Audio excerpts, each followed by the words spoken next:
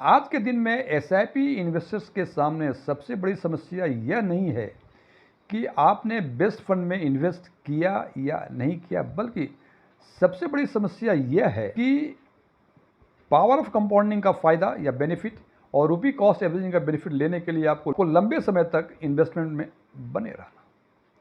सामान्य तौर पे एसआईपी इन्वेस्टर मिडवे में अपना एसआईपी या तो स्टॉप कर देते या पॉज कर लेते या एग्जिट हो जाते। इनका जो मुख्य कारण है कि उनको लगता है कि इनिशियल ईयर्स में काफ़ी कम रिटर्न दिया या हो सकता है नेगेटिव रिटर्न भी दिया हो। मार्केट काफ़ी वोलेटाइल है और सबसे बड़ी बात कि उनके जो अनरियलिस्टिक रिटर्न, उस रिटर्न पे जो पर्टिकुलर फंड है वो खरा नहीं उतर रहा है।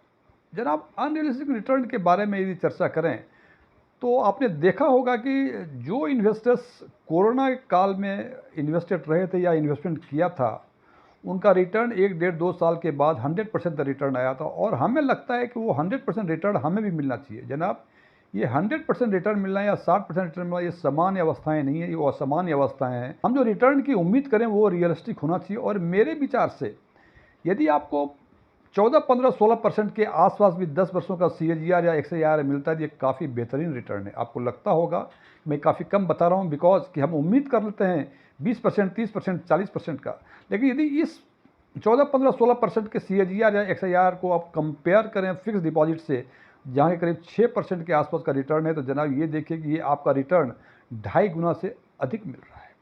तो अनरियलिस्टिक रिटर्न, मार्केट वोलेटिलिटी और इनिशियल ईयर्स में कम रिटर्न देना और हो सकता है कभी कभी नेगेटिव रिटर्न देना, ये 3 मुख्य कारण हैं इन्वेस्टर्स के मिड वे में एसआईपी को इन्वेस्ट करने की। और एक्सपर्ट की राय में आप इन झंझट से बचने के लिए 7531 रूल को फॉलो कर सकते हैं, जो कि फंड के रिटर्न पर फोकस नहीं करता, बल्कि यह हेल्प करता है आपके पेशेंस, आपके डाइवर्सिफिकेशन और आपके इन्वेस्टमेंट डिसीजंस को मैनेज करने में। मैं DM झा, आप देख रहे हैं स्टोन टैक्सपिन चैनल। सबसे पहले चर्चा करते हैं ये 7531 रूल क्या है। तो सबसे पहले 7 का मतलब stay invested at least for 7 years. जनाब, आप इनिशियल रिटर्न को देख के आप एसआईपी न बंद कर सकते हैं, न पॉज कर सकते हैं, न एग्जिट कर सकते हैं। कम से कम आप 7 वर्षों के लिए इन्वेस्टमेंट में कंटिन्यू करें। इसको एक एग्जाम्पल के तौर पर समझते हैं तो हम देखते हैं कि यदि आपने 5000 की एसआईपी 3 वर्षों के लिए ऐसे फंड में आपने इन्वेस्ट किया जिनका XIRR 13% है, तो 5 वर्षों में आपका टोटल इन्वेस्टमेंट 1,80,000 बनता है और टोटल कॉर्पस बनता है 2,19,000, यानी आपको 39,000 रुपये का गेन मिलता है।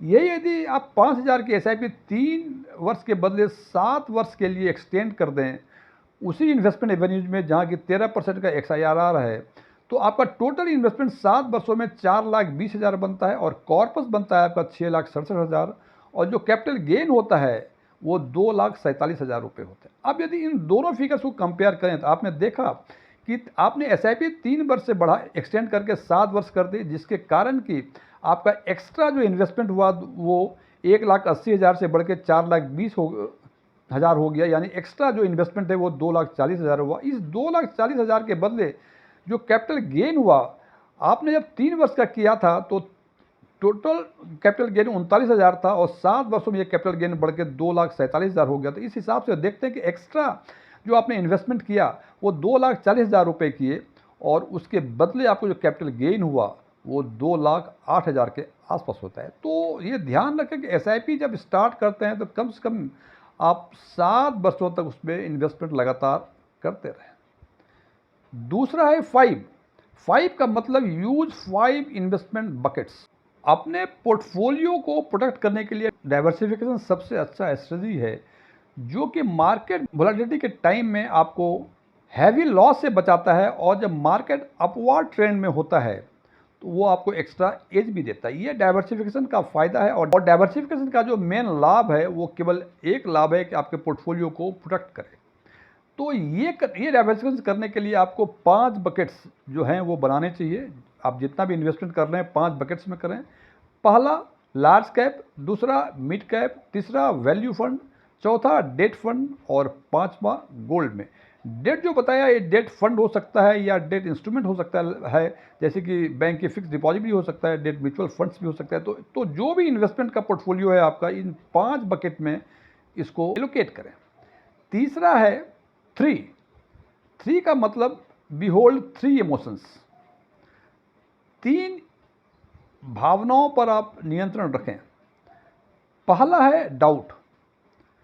सामान्य तौर पे क्या होता है, जब हम एसआईपी स्टार्ट करते हैं तो हर 2 महीने के बाद या 1 महीने के बाद उसको देखना शुरू करते हैं वो कितना इंक्रीज हुआ। और हो सकता है कि आपको इनिशियल ईयर्स में या तो काफ़ी कम रिटर्न मिला हो सकता है यहाँ तक कि आपको नेगेटिव रिटर्न मिला हो। तो ये कम रिटर्न या नेगेटिव रिटर्न्स के कारण आप एसआईपी को स्टॉप न करें बल्कि आप इन्वेस्टेड रहें। इस संबंध में व्हाइट ओक कैपिटल ने एक रिपोर्ट पब्लिश किया है जो अप्रैल 2023 के डेटा पे आधारित है, और इसमें इन्होंने रिपोर्ट की है कि 2 इन्वेस्टर ए और बी जिन्होंने एसआईपी में इन्वेस्टमेंट किया और फर्स्ट 5 ईयर्स में ए को 8% से कम रिटर्न मिला और बी को 8% से अधिक रिटर्न मिला, और इन दोनों ने 10 वर्षों तक एसआईपी कंटिन्यू करते रहे, और 10 वर्षों के बाद ए इन्वेस्टर जिनका कि फर्स्ट 5 ईयर्स में 8% से कम रिटर्न था उनका XIRR 18.6% मिला, और बी जिनका कि फर्स्ट 5 ईयर्स में XIRR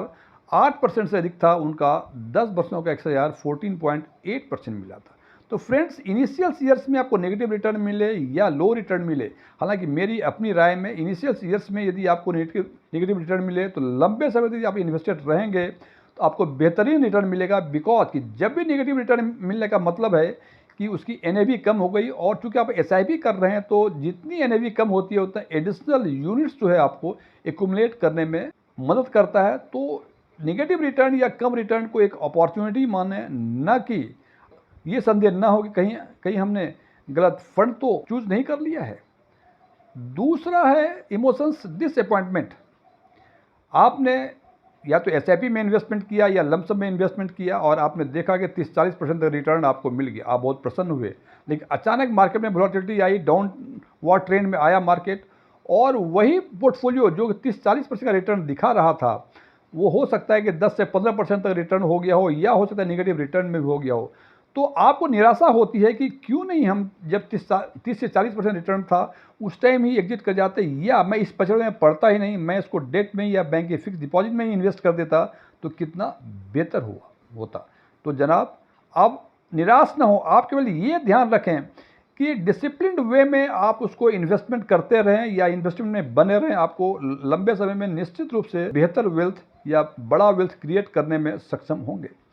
तीसरा इमोशंस है जिस पर नियंत्रण रखना चाहिए हमें, वो है पैनिक। यदि अचानक मार्केट 20 से 30% डाउन चला गया तो जनाब हम भागम भाग करना शुरू कर देते हैं कि इसको बेच दो, इसको बंद कर दो, और बहुत सारी, क्योंकि हमें ये लगता है, पैनिक होता है कि क्या पता आज तो 20 से 30% तक ही लॉस हुआ है, कल हो सकता है 40% हो जाए, परसों 50% हो जाए। तो जब भी मार्केट में डाउन ट्रेंड आए, पैनिक में ना आए, इमोशनल डिसीजंस आप ना लें।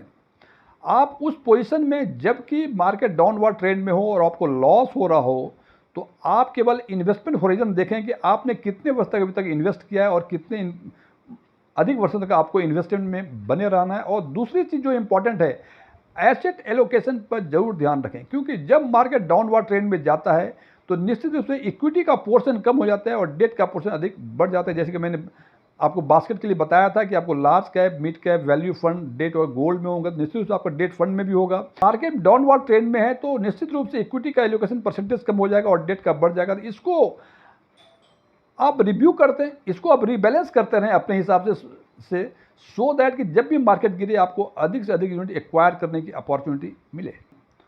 1 का मतलब कि आप जो भी एसआईपी का इंस्टॉलमेंट डिसाइड किए हैं, 5,000, 10,000, 7,000, 4,000, 2,000, जो भी, उसमें साल में एक बार आप टॉपअप करें या स्टेपअप करें। ये टॉपअप या स्टेपअप करने के लिए या तो परसेंटेज में करें उसको या फिक्स्ड अमाउंट में करें। हमने एग्जाम्पल के लिए माना है कि वही 5,000 रुपये की एसआईपी 7 वर्षों के लिए 13% के हिसाब से नॉर्मल कोर्स में आपको 4,20,000 इन्वेस्टमेंट किया था और 667 आपके कॉर्पस बने थे और फ़ायदा हुआ था 2,47,000। लेकिन इसमें यदि 10% का स्टेप अप करते हैं तो 4,20,000 के बदले जो हमारा इन्वेस्टमेंट होता है वो इन्वेस्टमेंट 5,69,000 है, और 667 जो कॉर्पस बने थे वो 667 के बदले 9,02,000 रुपये बन जाते हैं, और जो गेन होता है 247 के बदले ये बढ़कर 3,32,000 होता है। ये केवल 7 वर्षों का है, 13% के हिसाब से जब 5,000 के एसआईपी करते हैं तो चौथा रूल कि साल में एक बार स्टेप अप या टॉप अप जरूर करें। ये स्टेप अप या टॉप अप हो सकता है कि फिक्स्ड अमाउंट हो, जैसे हमने यहाँ एग्जांपल में दिया परसेंटेज के लिए, हो सकता है कि आप 500 रुपये करें, 1000 रुपये करें, 2000 रुपये, जिसकी जितनी समर्थ उसके हिसाब से ऐड करें। और ये स्टेप अप या टॉप अप करने का जो लॉजिक है, बिकॉज कि हर वर्ष आपकी कमाई में कुछ ना कुछ वृद्धि होती है, तो उस वृद्धि में से कुछ पोर्शन आप एसआईपी में इन्वेस्टमेंट करें। और इस हिसाब से 7531 रूल को यदि फॉलो करते हैं तो निश्चित रूप से आप लंबे समय में एक बड़ा वेल्थ क्रिएट करने में कामयाब होंगे। फ्रेंड्स, ये वीडियो क्लोज करने के पहले मैं कुछ डिस्क्लेमर देना चाहता हूँ कि मेरे पास एमएफआई के कोई रजिस्ट्रेशन नंबर है, न ही मेरे कोई ऑफलाइन या ऑनलाइन कोई म्यूचुअल फंड या इन्वेस्टमेंट पे क्लासेस चला करते हैं, न ही मेरे कोई वेबसाइट है। ओपन डोमेन में जो भी इन्फॉर्मेशन अवेलेबल है उसके बेसिस पे मैं आम लोगों के लिए आम वीडियो बनाया करता हूँ। ये मेरे विचार थे, मेरे विचारों से सहमत होना कोई जरूरी नहीं है। यदि आप मेरे विचारों से सहमत हैं तो कमेंट बॉक्स में एग्रीड लिखें या सहमत लिखें, और यदि आप मेरे विचारों से असहमत हैं तो कमेंट बॉक्स में नॉट एग्रीड लिखें या असहमत लिखें। Thank you.